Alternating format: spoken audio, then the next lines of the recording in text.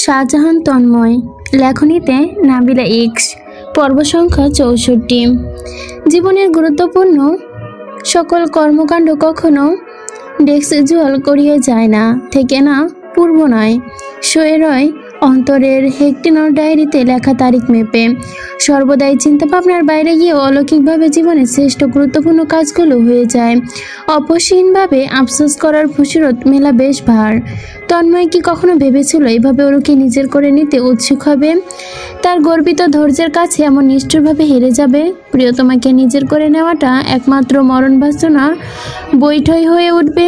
নিঃশ্বাস নেবার অক্সিজেন, বেঁচে থাকার সিম্বল। ফুলের তৃপ্তিতে সুবাস যেন অদেখিত মোহনীয়। এক প্রিয়তম অ্যালকোহল, যা অতি ধীর সুস্থে গ্রাস করে নিচ্ছে তার অস্তিত্ব। সেতারার ন্যায় বেজে চলেছে ঝুম বৃষ্টির শব্দ দুচ্ছ। কৃষ্ণচূড়ার গ্রাসটার গান নাকের কাছটায় ভেসে আসছে। সেই কি মাদকপূর্ণ সুবাস, চমৎকার এক আবেদনময়ী নেশা।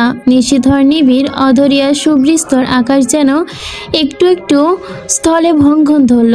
সঙ্গে সঙ্গে তর্কা এক দাগ ভাসল সেথায়। ফাটল ভীতিকর বজ্রের পতন, কেঁপে উঠল ভূমি। খোলা জানালার পর্দা তিনটে সরানো, ক্ষণিকের স্বচ্ছ আলোতেওরও ভেজা আখিজোড়া সুস্পষ্ট দেখা যাচ্ছে। ভেজা আখিজোড়ায় বড় পাপড়ি যুগল কাঁপছে। ক্ষণে ক্ষণে চোখ বুজে ব্যাকুল কণ্ঠে ব্যস্ত সে এক পুগর তাৎপর্য। পৃথিবীর তিরিক্ষি করে কম্পন আঁকড়ে চতুর্দিকে জুড়ে লিপস্টিক চিহ্ন, লেপ্টে থুতুনি পর্যন্ত। পূর্ণ দৃষ্টি নিবিড় সেই গাঢ় চোখের দিকে রেখেছে তন্ময়। স্বস্তিভূত হয়ে সুগভীর অন্তরে কিছু একটা আওয়াজ করে ভাঙল। ক্ষণ করে শব্দ হলো। সেই শব্দ কি ওরা শুনতে পেল?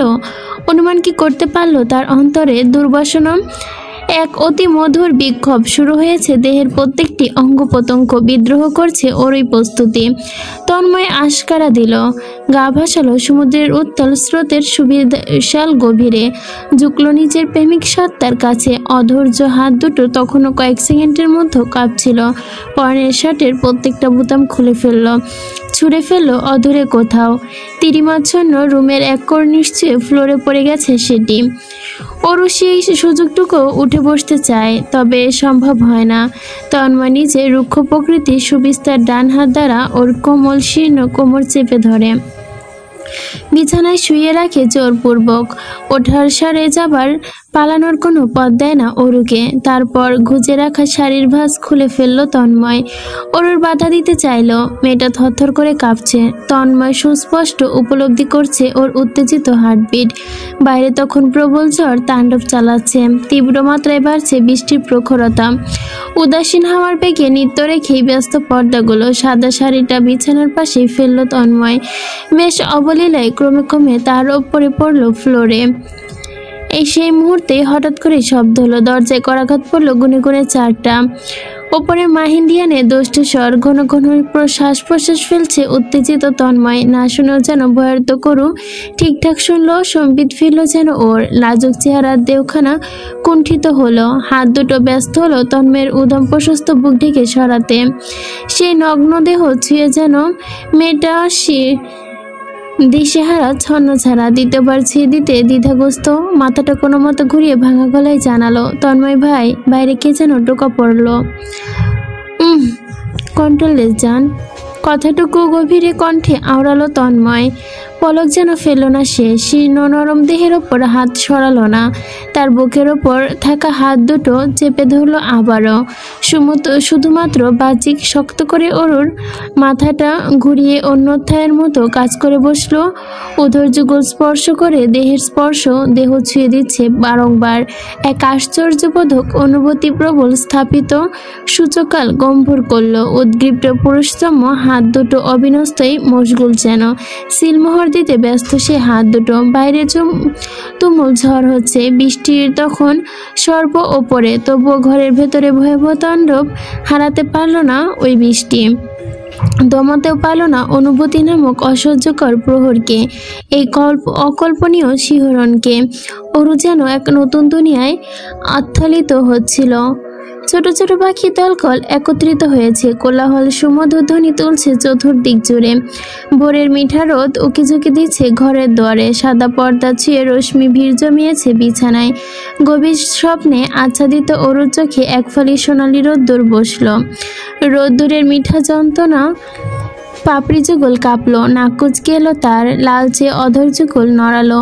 তন্ময় সম্মিত হয়ে সেই দৃশ্যটুকু নয়ন জুড়ে উপভোগ করলো। বালিশে কনুই রেখে তালুতে মাথা রেখে বাস ফিরে আচ্ছা হলো। সুবিশাল পুরুষালী দেহের ছায়াতে কুণ্ঠিত হলো রোদ। ছায়াতলে সংস্পর্শে অরুর কুঞ্চিত ভুরুদয় শান্ত হয়ে আছে, মিয়ে যায় কুচিতে আসা নাক, শান্ত হয়ে জখমিত ঠোঁট। পরনের সুবিশাল কালো শার্ট অরুকে ঠিক কেমন দেখাচ্ছে তন্ময়ের ভাষায় ব্যক্ত করতে পারবে না, আর নাইবাই করছে পিঞ্চর কাঁপানো উত্তেজনা দমনে। এই শার্ট পরিয়ে যে নিজের ঘরে সে মস্ত বড় মুসিবত করে ফেলেছে। এই মুহূর্তে কি সে ঝটপটকে চেঞ্জ করিয়ে দেবে? তবে সেটিও ওই একই রকমই ভয়াবহ বিষয়। দীর্ঘশ্বাস ফেলে বুক ভার করলো তন্ময়। ডান হাতটা এগোলো অরুল আগোছালো চুলবাহার গোছাতে। ক্লান্ত বিধ্বস্ত অরুকে দেখে তার কেমন মায়া হচ্ছে না। কেন সে পস্তাচ্ছে না? কেনই বা গতকাল রাতের কর্মকাণ্ডের জন্য লজ্জিত হচ্ছে না? তাহলে কি সে পরিবর্তন হয়ে গেল? এই কাজ পূর্বে তন্ময় কখনো করতে পারত না। করলেও হয়তো নিজের ওপর ধিক্কার জানাতো 100 বার। ভাবত পরিবারের কথা, বাবার আদেশের করা, অরুর অল্প বয়সের কথা। তবে এখন এসবের কিছুই যেন গুরুত্বের নয় তন্ময়ের। তন্ময় মাথা নোয়ায়, ঠোঁট ছোঁয়ায় অরুর লালচে ললাটে, নিবিড় হয়ে ওঠে। Nothing is more important than my love for you. Smartphone tune বেজে ওঠে। ফোনটা ঠিক কোথায় ফেলেছে তা মনে নেই। কোথায় থেকে বাজছে? তন্ময় চতুর্দিকে তাকালো, দৃষ্টি গিয়ে থমকালো পশ্চিমে ফ্লোরে। উজুক হয়ে পড়ে আছে অসহায় ফোনটি। তন্ময় দাঁত দিয়ে ঠোঁট টিপল, উঠে বসলো। শরীরে একটি প্যান্ট জড়ানো, বেল্ট ছাড়াই ঢিল হয়ে পুরুষালী কোমরে পড়ে আছে। বিছানা ছেড়ে উঠে দাঁড়াতে অনুভব করলো পিঠে চিনচিন ব্যথা। অরুর হাতের নখগুলো কেটে ফেলেছে, পিঠের অন্যতম গুরুত্বপূর্ণ কাজ করেছে। মনে করে হাতের নখগুলো যেন আজই কেটে দিবে। এগিয়ে গিয়ে পর্দা লাগালো। এরপর ফোন তুলে নিল ফ্লোর থেকে। স্ক্রিনে ভাসছে হোয়াটসঅ্যাপ গ্রুপের নোটিফিকেশন, অজস্র অনরিড মেসেজ। সারা রাত ধরে বোধহয় সবগুলো চ্যাট করেছে। গতকাল রাতে এসেছিল জ্বালাতে। তন্ময় ওদের হাতের কাছে পেলে এক একটাকে পরিগঙ্গায় চুবাবে। ফোন বিছানার সাইডে ড্রয়ারের কাছে রাখতে গিয়ে বিছানায় দৃষ্টি দিল। নিগুড় লক্ষ্য করতেই চোখে ধরা পড়ল অরুর চোখে দুটো পাপড়ি কাঁপছে। ঘুমের ভান ধরে থাকা অপূর্ব চেষ্টা। তন্ময় নিঃশব্দে হাসল, এগোলো বিছানায়, পাশে বসলো। ফের এক চিত্তে চেয়ে থাকলো। অরুর নড়চড় করলো না কোনো রকম। অন্য পাশে ফিরতে উদ্গ্রীব্ত। তন্ময়ে হাত ধরলো ওর। সুগভীর কণ্ঠে জানালো, গুড মর্নিং মিসেস শাহজাহান আরবি। অরুর বদ্ধ চোখের পাপড়ি জড়ে এবার ঘন ঘন নড়ছে। এ যাত্রায় নিষ্ফিস ভঙ্গিতে চাইল। ঘুমকাতর চোখ দুটো চোয়ালে দৃষ্টি ফেরালো। লাজুক গাল দুটো লাজে যেন আভা হয়ে উঠেছে। ঘুমঘোর গলায় অরু চাপা স্বরে বলে, গুড মর্নিং। ঘুম ভালো হলো? তন্ময়ের কণ্ঠে কৌতূহল প্রভাব। ও 2 ঘন্টা হাও হয়নি ঘুমিয়েছে। সেক্ষেত্রে ঘুম ভালো হয়েছে কিনা জানাটা হাস্যকর বই কিচ্ছু না। তবে সরল অরু এত কিছু বোঝেনি। বেশ সাবলীল এভাবে মাথা দোলালো, মুখে বলল, তন্ময় মুখ ভরে হাসে, মাথাটা ঝুঁকিয়ে ফের শুধায়, সত্যি? এবেলায় অরু ইতস্তত দেখালো। সে আলগোছে উঠে বসলো। তন্ময়ের বড় ষাটের হাতাটা দুদিকে হারিয়ে অরুর হাত দুটো। সে দৃশ্য অনুভব করে অরু কুণ্ঠিত হলো। লাজে মাটিতে ঢুকে যেতে ব্যাকুল সে। তন্ময় হেসে হাত বাড়ায়, দুহাতে কাঁধের কয়েকটা ভাঁজ করে দিল। ডান হাতটাও ভাঁজ করে ফোল্ড করে দিল। একইভাবে বাঁ হাতটাও ভাঁজ করতে ব্যস্ত। অরু ধীর ভাঙ্গন ধরা লাজুক কণ্ঠে শোনা গেল এই মুহূর্তে, কখনো পুরো নাম ডাকেন না? তন্ময় দৃষ্টি তুলে চাইল, মাথা ঝুঁকালো অবস্থত। শুধালো, ভালো লাগে? অরুর নিপত্য উত্তর, হ্যাঁ। তন্ময় কি এখন থেকে আরবি বলে ডাকবো? জিজ্ঞেস করলো। হঠাৎ হঠাৎ। তন্ময় এবার শটান বসলো, চোখে চোখ রাখার চেষ্টা করে শুধালো, কেন? ওর ছন্নছাড়া দৃষ্টি স্পন্দন কেন্দ্র করে। এদিক ওদিক চেয়ে ভালো লাগার বিষয়গুলো রেগুলার বেসিক করলে তার ভালো লাগবে না। তন্ময় আশ্চর্য আর ভান ধরল, বা তুই তো দেখছি দারুণ কথা বলতে শিখেছিস। ওর সংকুচিত কণ্ঠে প্রফুল্ল দীপ্ত, আর আরও ভালো ভালো কথা জানি আমি, বলল সে। তন্ময় ঠোঁটে ঠোঁট টিপে হাসি দমন করতে নিয়েও যেন পারল না। তাই বুঝি? আমি শুনতে চাই। দেখি, বলল ভালো ভালো কথা। ওরও দ্বিধাগ্রস্ত দেখালো। হঠাৎ করেই কিভাবে বলবো? কোনো একটা বিষয় প্রেক্ষিতে তো এসব ইনস্পার্ট কথাবার্তা মাথায় আসে। তন্ময় মুখ বাড়িয়ে শব্দ করে ওর ফোলা ফোলা গালে চুমু বসালো। ওকে, আই এম ওয়েট। যখন মাথায় আসবে তখনই শুনবো। এখন শুয়ে পড়ো। মাত্র 6:20। আপনি ঘুমাবেন না? ওরও তৎক্ষণাৎ উদ্গ্রীব প্রশ্ন। তন্ময় ভেবে রেখেছে ঘুমাবে না। তার দু চোখ ঘুম ছিল, অথচ এই এক প্রশ্নের সামনে দুই চোখ ভরে ঘুম এলো যে ইচ্ছে করছে ঘুমাতে। একটা লম্বা ঘুম দিতে হবে। তন্ময় আনমনা বলল বলে বিছানায় উঠল, শুয়ে পড়ল আবারও। অরুর হাত টেনে বুকে আষ্টে পিষ্টে জড়িয়ে চুলের ওপর ঠোঁট ছুঁয়ে চোখ বোলালো। জীবনে এত বড় প্রাপ্তি হওয়ায় শরীর অনুমান জুড়ে লেপটে গেছে। দিয়ে গেল ভরসা, মধুর দায়িত্ব, শুনো গভীর ভালোবাসার বেড়াজাল। ঘড়ির কাঁটা ঘুরছে 1:29। কড়াকড়ি রোদ উঠেছে, শুকিয়ে গেছে গতকাল রাতে ঝড়ো বৃষ্টির চিহ্ন। রোদের জাহাজে সে মুছে দিয়েছে সদর দরজা পেরুয়ে। প্রণঙ্গে বসে আছে মাহিন, রিয়ান। দুজনের হাতে লেবুর শরবত আয়েশি ভঙ্গিতে পান করছে তা। তন্ময়কে দেখে সটানভাবে দাঁড়ায় উৎসুক দুজনের দৃষ্টি। তন্ময় আক্ষেপহীনভাবে, মাহিন থমথমে খাওয়া গলায় আওড়ায়, দোস্ত তোরে চেঞ্জ লাগতেছে। রিয়ান উচ্চস্বরে সুর মেলালো, যেমন বেশ রোজি রোজি ভাব চেহারা, মনে হচ্ছে 30 বছরে প্রথম ভোজন করেছে। তন্ময় বসতে গিয়েও চেয়ারে। এহেন কথা শুনে আর বসলো না। কয়েকটা পদক্ষেপ এগিয়ে দুহাত মাহিনের গলা পেঁচিয়ে ধরে মার শুরু করলো। পাশ থেকে রিহান উৎসাহ দিচ্ছে। দুজনে ধস্তাধস্তির মধ্যে বেরোলো ইব্রাহিম। ছানা পড়া চোখে শুধায়, এই ভাই, তোরা কি দিন দুপুরবেলা এ ধরনের সংযোগে লিপ্ত হলি? লাজ লজ্জা কি সব খেয়ে ফেলেছিস? রিয়ান সুরে সুর মেলালো সহমত। কথাটুকু বলতে না বলতেই তন্ময় মাহিনকে ছেড়ে রিয়ানের পিঠে কয়েক ঘা লাগালো। বন্ধু বান্ধবের এসব কাহিনী নিত্যদিনে ইব্রাহিমের পছন্দের হলেও এখন প্রশ্ন ছুড়ল, ওরও কোথায়? তন্ময় বসতে গিয়ে জবাব দিল, ঘুমাচ্ছে। মাহিন সুর টানলো, ঘুমাচ্ছে? কিন্তু কেন? তন্ময় চোখ রাঙালো। Mahin, you are stop right, full stop, একেবারে ফুল স্টপ। ওর বিষয়টা নিয়ে এত কথা আর বলবি না। কেন বলবো না? আমি বলতে নিষেধ করেছি, তাই বলবি না বলে আবারও তাকে ফুল স্টপ দিতে বলল কথায়। বাতাসে যেভাবে গাছের পাতা নাচে ঠিক সেভাবেই মাহিন কাঁধে নাচালো চমৎকার ভঙ্গিমায়, মুখ চালালো বদমাইশি ইশারায়।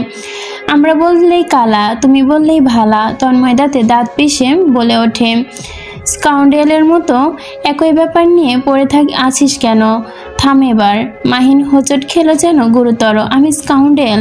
তন্ময় নাক সিটকায় নির্বিকার গলায় প্রত্যুত্তর করলো, না, তবে মুখ চালাতে থাকলে হতেও পারিস। মাহিন দানবের মতো শব্দ করে হাসলো। এগিয়ে এসে তন্ময়কে উস্কানোর ছলে চুল এলোমেলো করে দিল। I don't care. তন্ময় মাথা ঘামালো না, দুহাতে চুলগুলো পরিপাটি করে ফেললো আবারও দুপাশে কাঁধে। রিয়ান এই মুহূর্তে অতিমাত্রায় অস্বাভাবিক শান্ত চেহারে বসে গুনগুন করছে নিজ মনে। তন্ময় নির্বিকার চোখে এবার দেখলো আপাদমস্তক। আশ্চর্যও হলো বটে, আগ বাড়িয়ে ঝামেলা পাকাতে চাইছে না। এই তো দারুণ ইমপ্রুভমেন্ট। তন্ময় ভাবলো প্রশংসা করবে, মুখ খুলবে পূর্বেই আচমকা কণ্ঠ দমিয়ে রিয়ান শোধায়, দোস্ত, দিন দুনিয়া আজ একটু বেশি চমলক্ষ লাগছে তাই না রে তোর? মনে হচ্ছে না স্বর্গে আছিস, যেখানে রং বেরঙের ফুল ফুটছে, মৌমাছিরা মধু খাচ্ছে, মাধবীলতা। তন্ময় গিলে নিল প্রশংসাটুকু, চোখ আড়াল করে কঠিনভাবে বিরক্ত হয়ে দাঁড়ালো। ওদের ফেলে ভেতরে রওনা হলো। ওদের সামনে থাকা আর ধৈর্যের পরীক্ষা নেওয়া একই ব্যাপার। মাহিন গান ধরল, ও বন্ধু তুমি কই রে, কই রে কই, এই পানো বুঝি যাই যাই রে, তুমি ছাড়া বাঁচি না।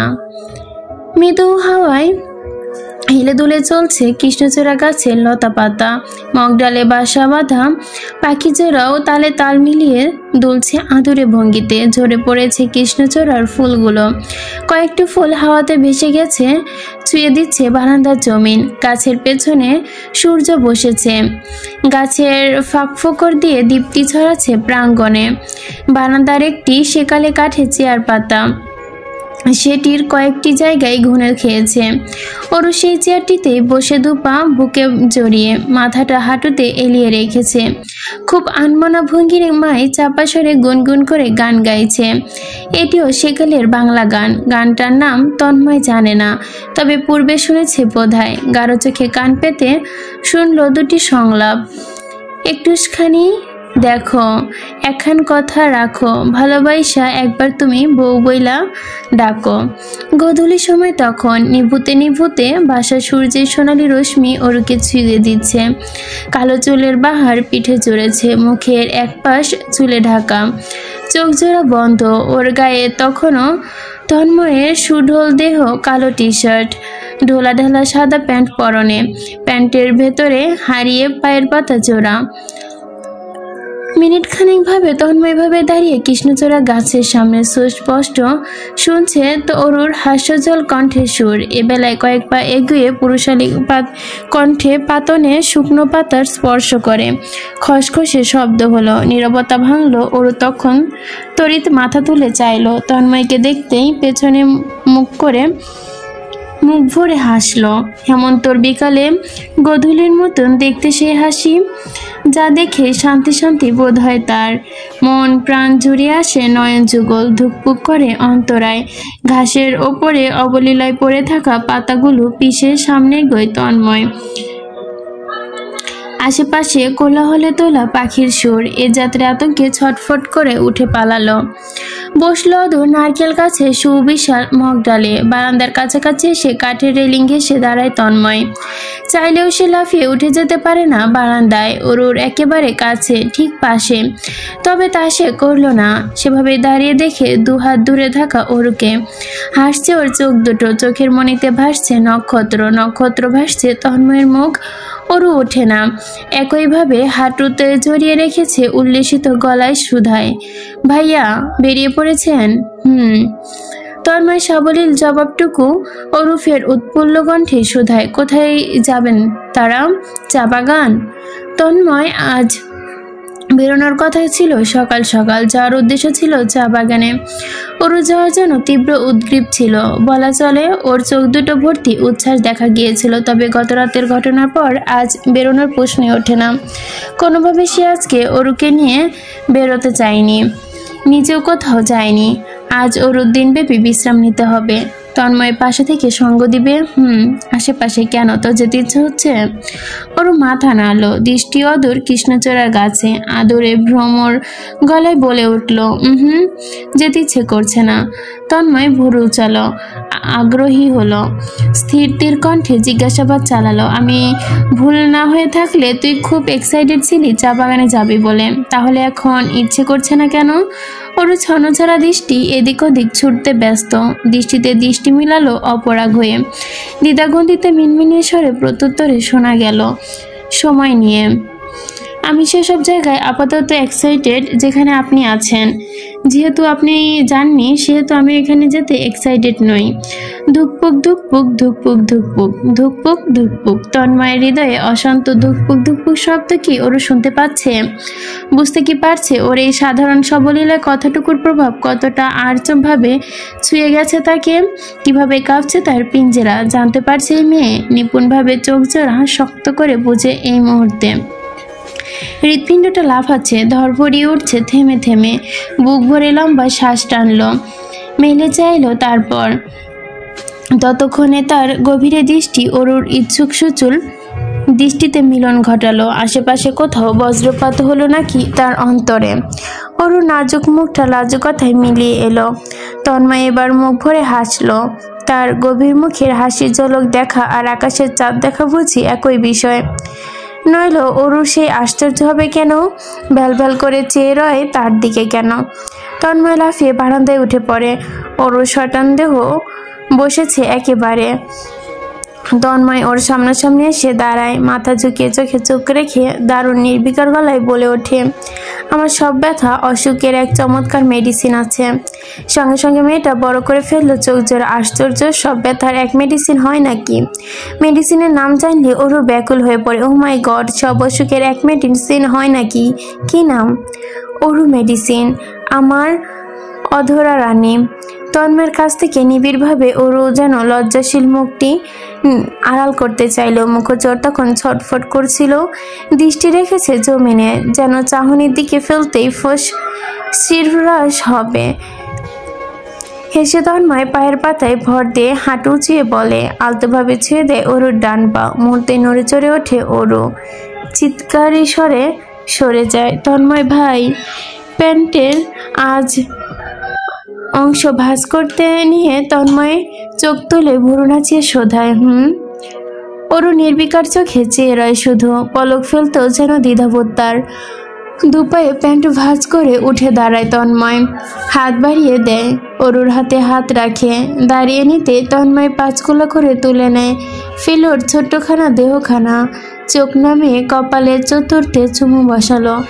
সূর্য তখন অর্ধেক ডুবেছে, ক্ষণিকের মধ্যে পরিপূর্ণভাবে ডুববে বলে মনে হয়। রূপা থালার মতো গোল একটি চাঁদ ভেসে উঠেছে আকাশে। গাছগাছালির মাথার ওপর ওই তো দেখা যাচ্ছে আবছা গাথা নিস্তবতা ভেঙে ঝিঝি পোকার কোলাহল কর্ণকুহরে প্রবেশ করছে। কৃষ্ণচূড়া ফুলের গান ভেসে আসছে। তন্ময় জানালার দিকে একটিবার দেখে নিল দৃশ্যটুকু, ফের চাহনি রাখলো অরুতে। স্যুপ খাচ্ছে বিছানায় বসে মেয়েটা, সামনে ল্যাপটপ খোলা। বলিউড মুভি দেখছে। মুভির সারাংশের ক্ষেত্রে একটু পরপর, তারপর নায়ক নায়িকার সৌন্দর্য বিবরণ এবং গুনে গুনে 3বার দিয়েছে। একই মুহূর্তে অরুর ফোন বেজে ওঠে।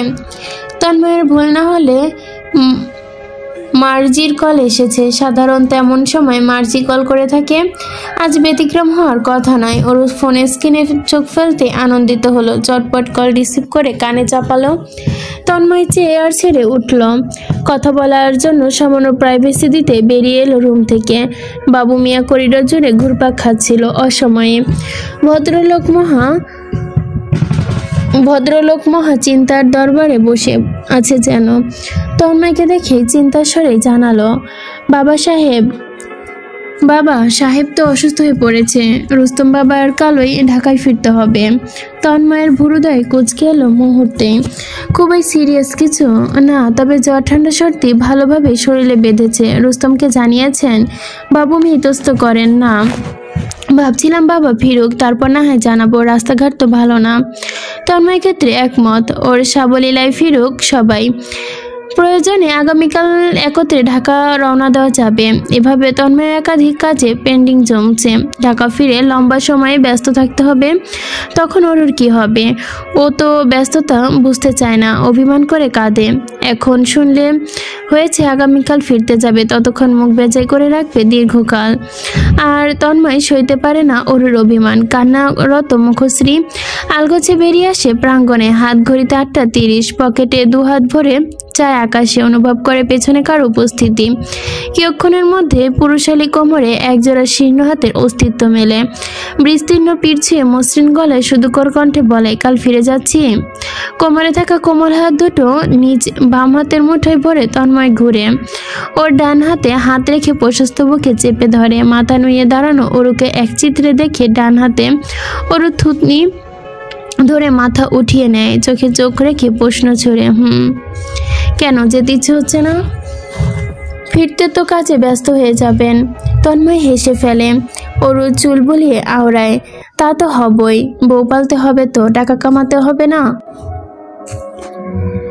রূপালী থালার মতোই গোল উজ্জিত চারটার নেই, মেঘের আড়ালে ডুবেছে ঝিঝি পোকার কোলাহল সুস্পষ্ট শোনা যাচ্ছে। স্বচ্ছ আকাশপথে এবেলা কালো মেঘের আনাগোনা চলছে, মৃদু হাওয়ার বেগে বৃষ্টি বৃষ্টি গ্রান লেপ্টে। মনে হচ্ছে শীঘ্রই বৃষ্টি নামবে। অবশ্যইভাবে সিলেটে ঘন ঘন বৃষ্টি হয় বলে শোনা যায়। এখানে অসময় বৃষ্টি নামাটা বরং স্বাভাবিক। ওরও আলতো হাতে মাথা রাখলো তন্ময় সুবিস্তার শক্তপোক্ত পুরুষালী দেহে, বুকের মাঝখানে। তার নিভু কণ্ঠে আকাশসম অভিলাষ। আগামীকাল তো ফিরে যাচ্ছি, আজ একটু ঘুরে আসি। কথাটুকু শেষ করে লম্বা শ্বাস টেনে নেয় অভ্যন্তরে। ফের চুক্তিতে প্লিজ, আমরা তো বেরোলামই না।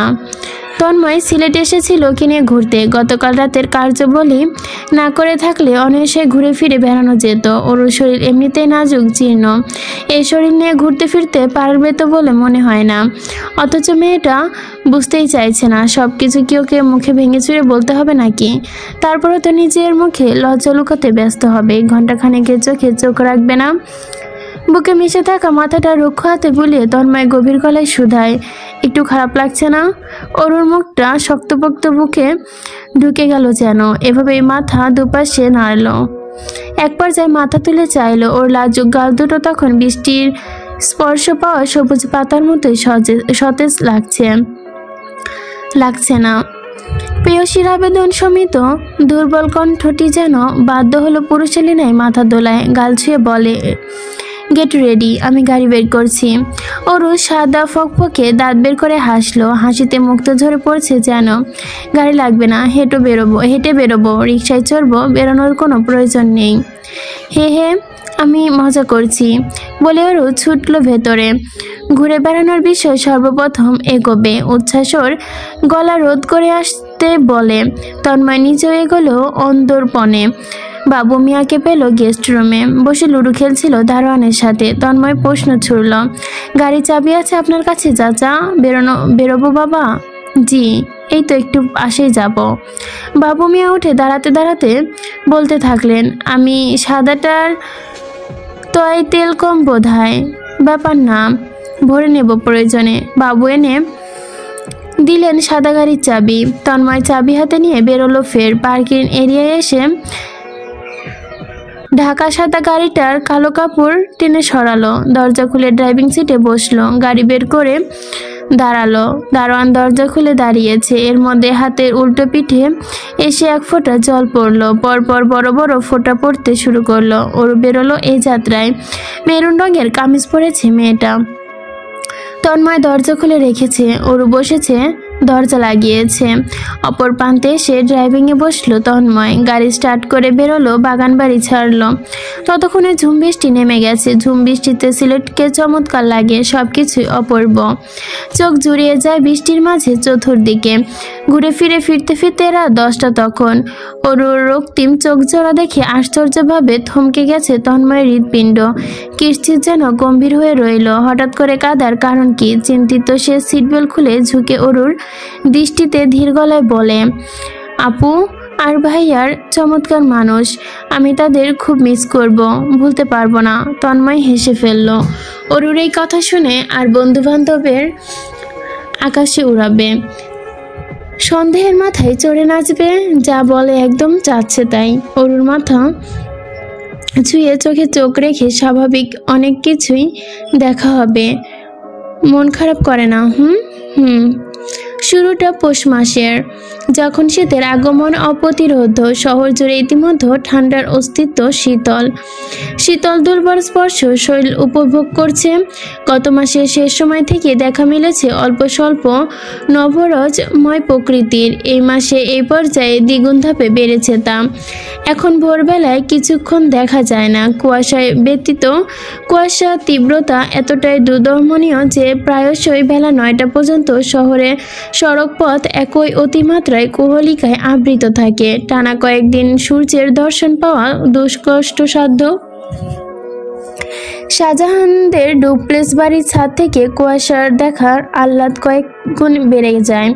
মনে হয় চতুর্দিক জুড়ে শুভ্র রঙা মেঘ আনাগোনা করছে। অনুভব হয় তার গা স্পর্শ করছে, হাত বাড়ালে ছুঁয়ে দেওয়া যাবে। এই কনকনে শীতেও তন্ময় রোজ ভোর করে ছাদে ওঠে ব্যায়াম করতে। টাইমার দিয়ে গুনে গুনে 35 মিনিট তার ব্যায়াম অপরিহার্য। আজও ব্যতিক্রম নয়। 6:15-তে রুমের নীরবতা ভেঙে অ্যালার্ম ঘড়ির ধ্বনিতে পুরুষালী হাতটা অন্ধের মতো বেশ অবলীলায় বন্ধ করলো অ্যালার্ম ঘড়ির ক্লক। উষ্ণ ধবল কমফোর্টার সরিয়ে উঠে বসলো তন্ময়। উদাম দেহ ঘুমানোর জন্য অন্যতম বেতবস্তি। কনকনে শীতে এই বাজে অভ্যাসটুকু ঘুষাতে ব্যর্থ সে। রক্তবর্ণ চোখ জানান দিচ্ছে পর্যাপ্ত ঘুম হয়নি। গতরাতে 1:51 ঘুমিয়ে পড়েছে সে। 1:50 অরু তার রুমে থেকে বেরিয়েছিল। হরর ফিল্ম দেখেছে 2:45 হরর ফিল্ম দেখতে 2:45 মিনিট ধরে 2 ঘন্টা 45 মিনিট ধরে। এই সময় জুড়ে সীমিতভাবে লেপ্টে ছিল তার দেহে। ওর নাকি একা দেখতে ভয় লাগে। আপাতত তন্ময়ের মাথার ভেতর টনটন করছে পীড়ায়। রুম স্প্রেডার স্পিড সামান্য রক্ষা করছে। সময় নিয়ে বিছানা ছাড়লো। পর্দা সরে জানালার কাজ স্লাইড করতে মোস্তফা সাহেবকে দেখা গেল। ভদ্রলোক বাগানের উত্তর দিকে দাঁড়িয়ে আছেন। গায়ে কালো সাদা সংমিশ্রিত চাদর জড়ানো। চাদরটা 2 বছর পূর্বে ইতালি থেকে এনেছিল তন্ময়, একান্ত মোস্তফা সাহেবের জন্য। শীতকাল এলেই তখন ভদ্রলোক একটাই চাদর ঘুরে ফিরে পড়বে। আর কত শত চাদর তো আছে, সেসব ড্রয়ারে তুলে রাখার মানে কি?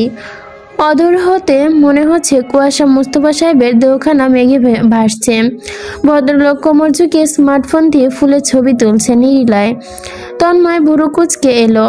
এমন বিশ্রী শীতে ভোরবেলা বাগানে দাঁড়িয়ে ফুলের ছবি তুলতে হবে কেন?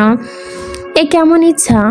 আশ্চর্য! তন্ময় গলা উঁচিয়ে চেঁচাবে পূর্বেই তার ফোনে মেসেজ টুন কর্ণকহরে প্রবেশ করে। ফোনটা ল্যাম্পশেডের সামনে বিছানার সাইডে টেবিলের দিকে এগিয়ে গিয়ে ফোন হাতে তুলে নিল সে। হোয়াটসঅ্যাপে মেসেজ পাঠিয়েছে মোস্তফা সাহেব, নাম সেভ করা মিস্টার শাহজাহান দিয়ে। তন্ময় হোয়াটসঅ্যাপে ঢুকলো। ক্যামেলিয়ান আর চন্দ্রমল্লিকা ফুলের ছবি পাঠিয়েছেন। এই ফুল দুটো হাতে শুকিয়ে এসেছে কেমন। ছবির নিচে মোস্তফা সাহেবের পরিষ্কার বাংলা লেখা। একটা চমৎকার ফুল। এই চমৎকার ফুল দুটো অরুর প্রিয়। মরে যাচ্ছে, দেখলে কষ্ট পাবে। ভাবছি প্লাস্টিকের এনে সাজিয়ে রাখবো। মরবে না, মেয়েটা আর কষ্ট পাবে না। অবশ্য তো ভবিষ্যতে এভাবেও মেয়েটাকে সারা জীবন কষ্টই পাবে। কোথায় সারা দেশ খুঁজে একটা রাজকুমার আনতাম, খানদানি পরিবারে ধুমধাম করে বিয়ে শাদী দিতাম। কপাল দেখো মেয়েটার। আহারে! এই বলেই ভদ্রলোক তার পিতা মহাশয়, মনে হচ্ছে দূর সম্পর্কের শ্বশুর। সাত সকল বেলায় তন্ময়ের মুখের ভেতর তেতো লাগলো। বিবর্ণ মুখে সরু নাকটা কুঁচকে এলো। শীর্ণ ঠোঁটে ঠোঁট টিপে বিরক্তি লুকিয়ে মেসেজটার জবাব ভয়েস রেকর্ড দিল। বাবা হিসেবে ইমতিয়াজ চাচু খারাপ ছিল না। হঠাৎ মানাতো মায়ের সাথে একদম চমৎকার ভাবে। ভদ্রলোক সেদিনও মায়ের কথা জিজ্ঞেস করছিলেন, আফসোস করেছিলেন। আহারে! মিনিট খানেকের মধ্যে আর কোনো প্রত্যুত্তর এলো না। এতে তন্ময় নিঃশব্দে হাসলো। জানালার সামনে এসে ফের দাঁড়ালো। মোস্তফা সাহেব বাগানে পায়চারি চালাচ্ছেন। রগে রগে মেজাজ ফুটছে বোধ হয়। তীব্রভাবে ক্ষীণ চোখে ফোনের স্ক্রিনে চাইলেন অনেকক্ষণ। বিড়বিড় করলেন, হয়তো বকছেন ছেলেকে। তন্ময় শেষবার চেয়ে ফোনকে বিছানায় ছুঁড়ে দেয়। ওয়াশরুমে ঢুকেই দ্বিতীয় দফায় এই সাত সকালে গম্ভীর হলো। আয়নার সামনে চিরকুট সেটে দেওয়া। এই হলদে রঙের চিরকুট ডায়েরিটা অরুর। হাতে লেখা জানান দিচ্ছে এই যে মহামান্য কাজ। তাছাড়া আর কার স্পর্ধা আছে। চিরকুটে বড় বড় করে উদাসীন অক্ষরে লেখা, তন্ময় ভাই, আমাকে আপনি ভোরবেলায় ডেকে দিবেন। আমি কুয়াশা দেখব। মনে করে ডাকবেন কিন্তু। আপনার ডাকে আমি হয়তো উঠতে চাইবো না, এতে হাল ছেড়ে দিবেন না। আমি উঠতে না চাইলে জোরপূর্বক তুলে দিবেন। প্রয়োজনে একটা চড় মারবেন, আমি মাইন্ড করব না, বুঝছেন? আনন্দ হতে বেশ অবলীলায় বেরিয়ে এলো দীর্ঘ শ্বাস ফেলে। চাচা ভাতিজি একই নদীর মাঝি। এত চমৎকার মিল অস্বীকার করার নয়। আশ্চর্য রকমের মিল দুজনের প্রিয় খাবারেও। নিশ্চয়ই তন্ময়ের মাথা, কলিজা, ফুসফুস তাদের প্রিয় খাবার, যা নিয়মিত ভেজে না খেলে তারা শান্তি পায় না। যেমন তার বাবা, তেমন তার প্রেয়সী। চিরকুটের ভাবনায় মস্তক হতে সরিয়ে তন্ময় দাঁত ব্রাশ করলো। মুখ ধুয়ে বেরোলো। একটি টি শার্ট দেহ পরে নিল চটপট। পা মোজা পরে কেটস বাঁধলো, ডাম্বেল দুটো তুলে নিল, বেরোলো ছাদের উদ্দেশ্যে। ক্ষণিকের জন্য থমকালো অরুর রুমের সামনে। অপি অতিনিয়ত রাত করে ঘুমায়, এত ভোরে উঠতে পারবে না যেহেতু, কষ্ট পাবে শুধু। কুয়াশা দেখতে ওঠার প্রয়োজন কি? এত অদ্ভুত শখ উল্লাস কেন থাকবে? তন্ময় চাচ্ছিল না ওর ঘুম ভাঙাতে, কিন্তু কয়েক কদম গিয়ে পুনরায় ঘুরে দাঁড়ায় দরজার সামনে। আলতোভাবে লাগানো দরজাটা আলতোভাবে খুলে ঢুকলো। অবশেষে আধার আচ্ছন্ন ঘেরা রুমে বাতি জ্বালালো। ওর বিশেষ ধাঁচের ঘুম ভাঙ্গিমা দেখে উদাস চোখে ইতিমধ্যে অ্যালার্ম বেজে চলেছে ক্রমান্বয়ে। অসহ্যকর শব্দে মাথা ব্যথা করছে তন্ময়ের। বন্ধ করতে এগোতে কমফোর্টের ভেতর থেকে ওর ডান হাতটা বেরিয়ে এলো জানাশোনা ভাবে। অবস্থ ভঙ্গিতে অন্ধের মতোই হাতরে বন্ধ করে দিল এলাম। ফের হাতটা উষ্ণতায় ঢুকে গেল। তন্ময় এবেলায় মৃদু হাসলো, ডাম্বেল দুটো ফ্লোরে রাখলো এবং বিছানায় গিয়ে বসলো। কম্ফোর্টার সহ ঘুমন্ত অরুকে কোলে তুলে নিল মুহূর্তেই। রওনা দিল ছাদের উদ্দেশ্যে। ফাঁকা করিডরে আশেপাশে অদূরে কোথাও কেউ নেই। সিলেট থেকে ফেরার পর থেকে অরু তার সাথে স্বাচ্ছন্দ্য বোধ করে। একই রুমে তারা কবে থাকতে পারবে তা নিয়ে 100টা প্রশ্ন বান ছুড়ে। তন্ময় বিষয়টা এতদিন এড়িয়ে গেছে, তবে গতকাল তার রুমে থাকার জন্য অনেক সময় ব্যয় করেছে মেয়েটা। শেষ পর্যন্ত ওকে নিজের রুমে যেতে বাধ্য করেছে তন্ময়। বাধ্য না করে তো উপায় কি? অরু তাকে জড়িয়ে ধরে আমাদের ঘুমাতে পারে, কিন্তু তন্ময় তো পারে না। মনে হয় দেহের সাথে আগুন লেপ্টে আছে। শরীরে অঙ্গ প্রত্যঙ্গের উত্তেজনা বিদ্রোহ করে। এসব ওই বাচ্চা মেয়ে কি বোঝে? ওর নরম তপ্ত স্বরে কেঁপে উঠছিল। তন্ময় ওর নাজুক দেহখানা ঘনিষ্ঠভাবে আষ্টেপৃষ্ঠে জড়িয়ে রাখলো বুকের কাছটায়। দেখলো ঘুমন্ত মুখটা। ডাম্বল গাঢ় হতে ধীর স্বরে ডাকলো, অরু। মুহূর্তে অরুর প্রত্যুত্তর আসে না। তার হাত দুটো জানাশোনা অবস্থায় দুহাত জড়িয়ে রেখেছে তন্ময়ের ঘাড়। মুখটা ঘাড়ে গুছে অরু বিড়বিড় করে ওঠে, ছাদের দরজা পেরোতেই দমকা হাওয়া এসে ছুঁয়ে গেল। দাঁড়িয়ে উঠল অঙ্গ প্রত্যঙ্গের এক একটি পশম। অরু গঙ্গালো। শীতের তীব্রতায় কপাল যেন কাঁপলো যেন উষ্ঠদয়। পাতলা কমফোর্টার এই কনকনে শীতে মোকাবেলা করতে অক্ষম। দাঁতে দাঁত লেগে যাচ্ছে অরুর। কাঁচা ঘুম ভাঙনের ফলস্বরূপ রক্তবর্ণ চোখে দুর্দশা চেয়ে ভ্যাল করে ভাবে। সময় নিয়ে তন্ময়কে দেখে। তারপর চতুর্দিকে কুয়াশা তাদের ঘিরে রেখেছে। মুখ তুলে শ্বাস ফেললো, ধোয়া বেরোচ্ছে। তন্ময় লম্বা নাকটা লাল, দেখতেও বেশ লাগছে। ওরু হাত বাড়িয়ে ছুঁয়ে দিয়ে উঁচু নাগের ডকা আধভাঙ্গা গলায় বলল, আপনার নাক লাল হয়ে গেছে তন্ময় ভাই। তন্ময় ডান বুড়ো নাচালো। নিজেকে দেখেছিস? সম্পূর্ণ মুখটা লাল। দেখা হয়েছে? শেষ? কি বললেন? ভালোভাবে বলেন, বুঝলাম না। নামান আমাকে। তন্ময় নামালো না, নির্বিকারভাবে বলল, জুতা আনিনি। লাগবে না, কিছুক্ষণের জন্যই তো। ওর সাহসী জবাব। তন্ময় পরপর নামিয়ে দিল বরফের মতো তীব্র ঠান্ডা ফ্লোরে।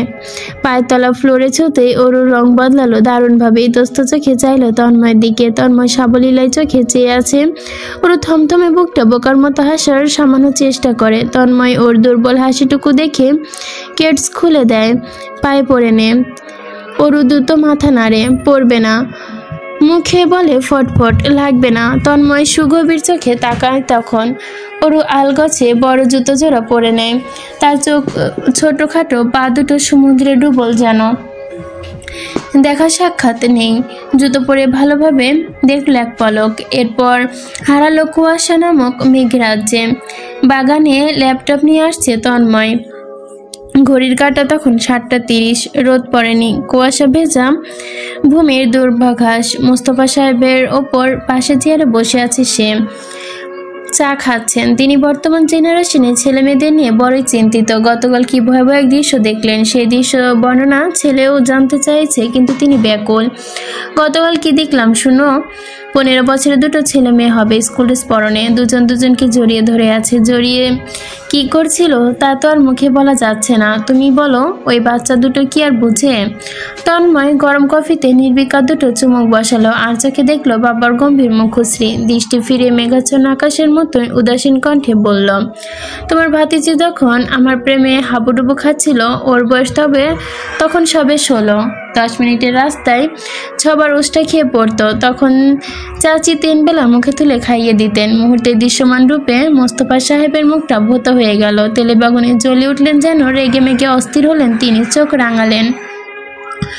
তুমি একটা যাচ্ছে তাই। ওরও তখন ছোট, অবুঝ নাবালিকা মাত্র। তুমি ফিটফাট ওর সামনে ঘোরাফেরা করেছো, এসব কি আমি বুঝিনি ভেবেছ?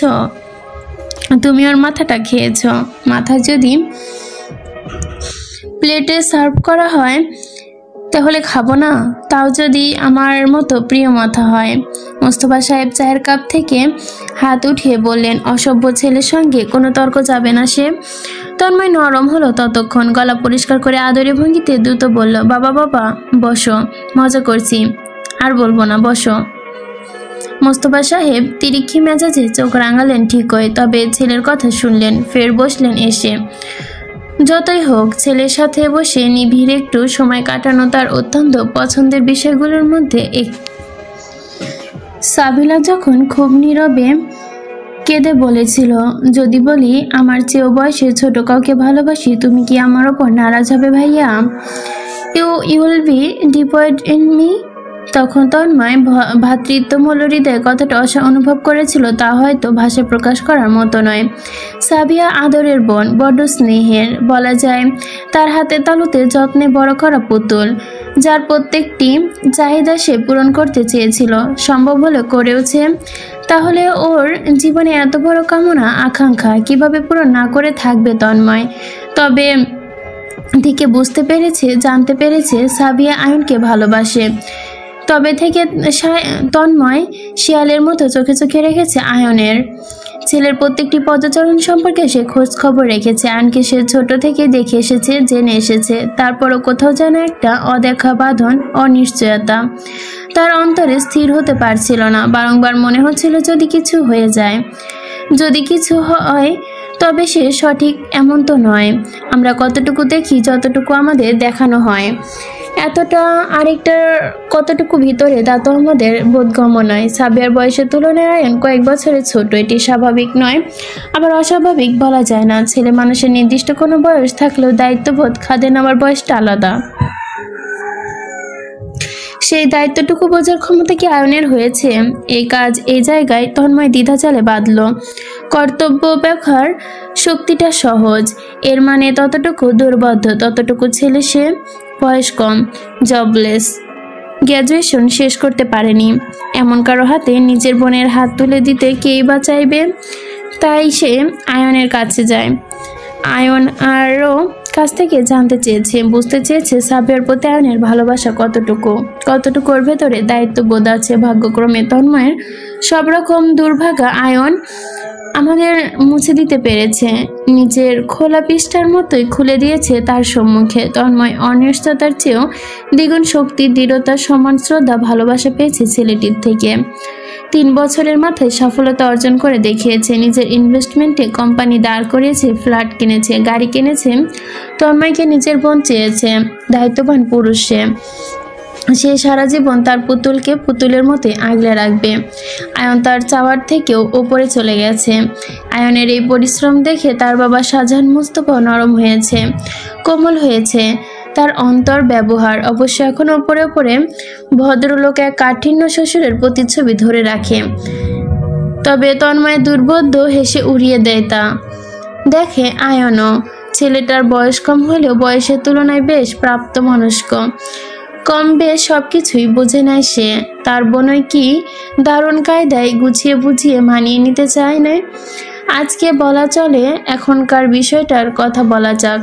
কিছুক্ষণ আগে আয়নের পরিবার বিদায় নিয়েছে, এসেছিল সাবিয়ার এঙ্গেজমেন্টের রিং এর মাপ নিতে। ইতিমধ্যে ওদের বিয়ের তারিখ পর্যন্ত 6 মাস পরিবর্তন হয়েছে। 7 বারে পাকাপোক্ত হলো তা। শুক্রবারে আদক হবে, 2 দিন পরে হঠাৎ সোমবারে মেহেন্দির অনুষ্ঠান। মঙ্গলবার ফাঁকা রাখা হয়েছে বিশ্রামের জন্য। বুধবারে গায়ে হলুদ, বৃহস্পতিবারে ফাঁকা রাখা হলেও শুক্রবারে বিয়ে। মেহেন্দির অনুষ্ঠান বাদে বাকি সব অনুষ্ঠান কমিউনিটি সেন্টারে করা হবে। গত 4 দিনে যতবার তন্ময় এসব নিয়ে অতিমাত্রায় ব্যস্ত ছিল, এর চেয়েও বড় ব্যস্ততা হচ্ছে নিজের বিয়ের কেনাকাটা। এত শপিং করতে পারে বিয়েবাড়ির লোকজন। আজ এইটুকু ফুসরত মিলেছে, এজন্যই রাত করে ছাদে উঠেছে।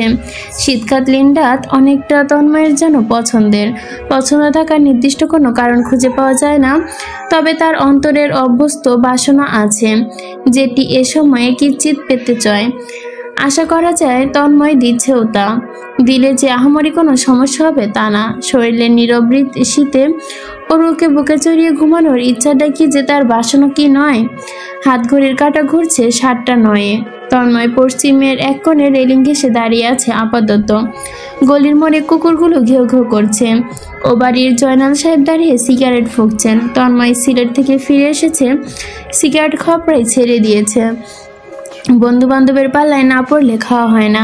আকাশে দারুণ সুন্দর এক চাঁদ উঠেছে। শীতের তীব্রতা যখন আকাশচুম্বী। ওরুকে দায়িত্ব দিয়েছে গরম গরম এক মগ কফির।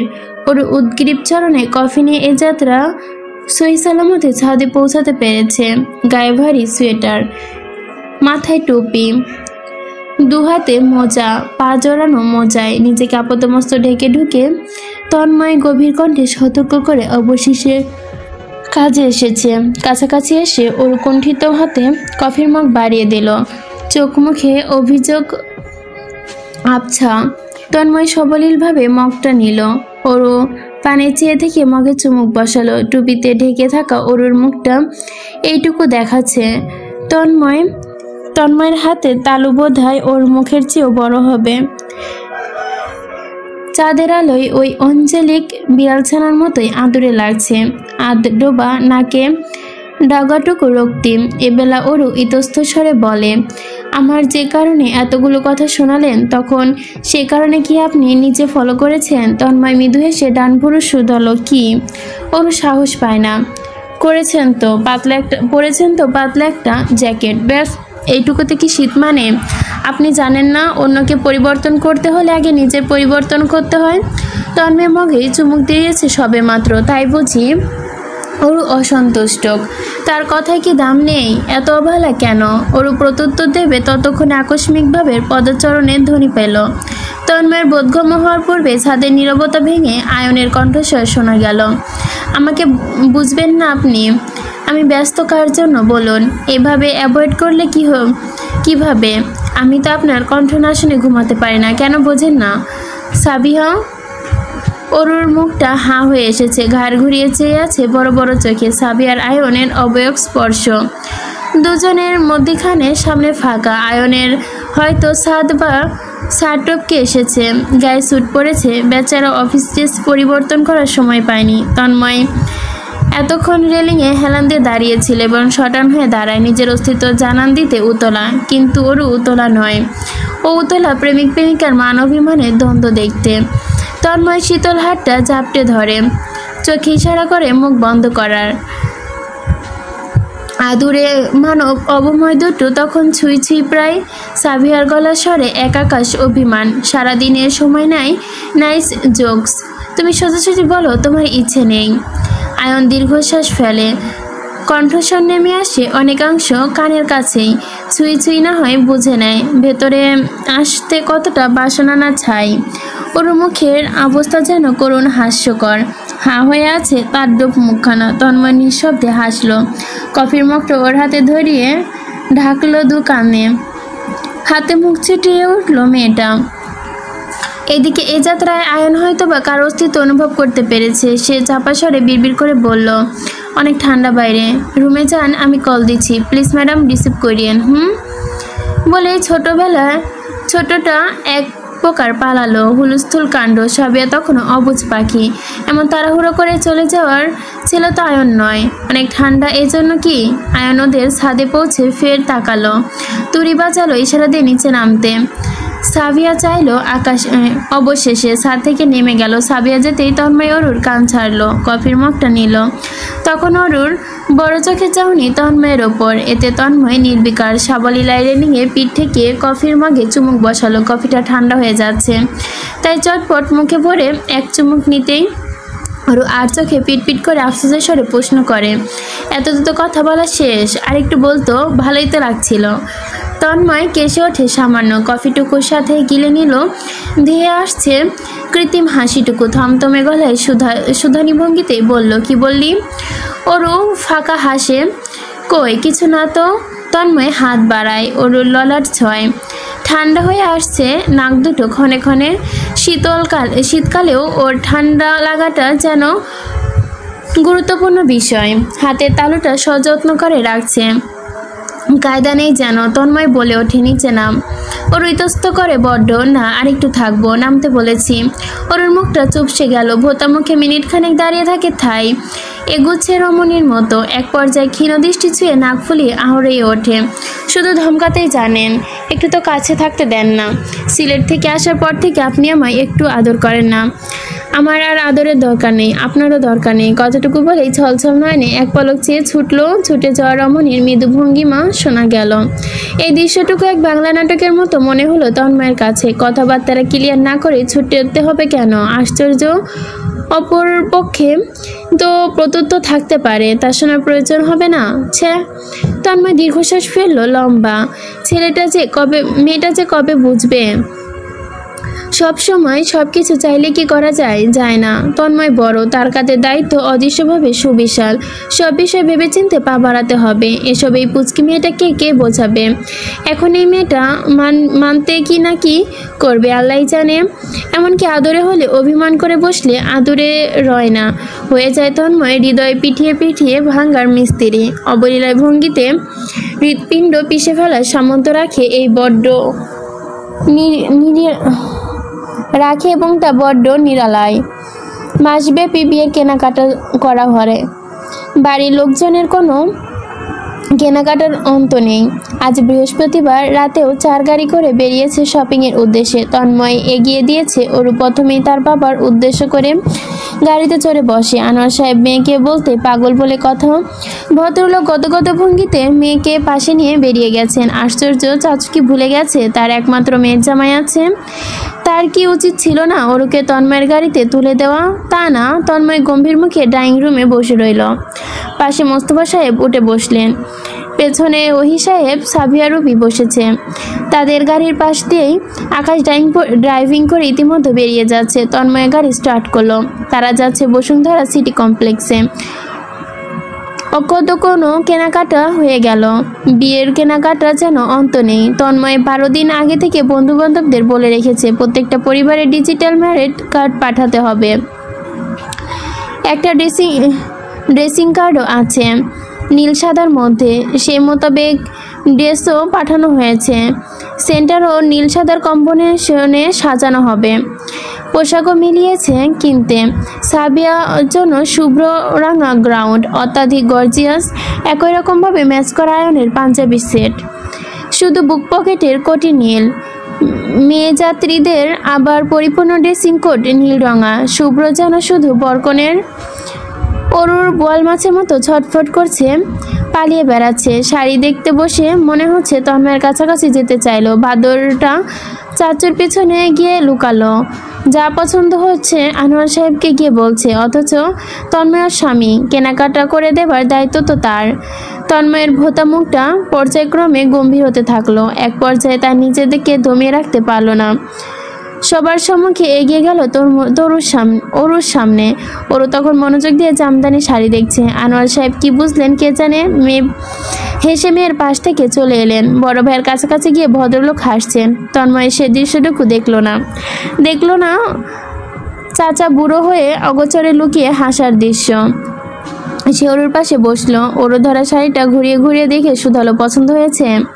ওরু আর চোখে চেয়ে মুখ ভাঙালো। মুখে একটি শব্দ করলো না।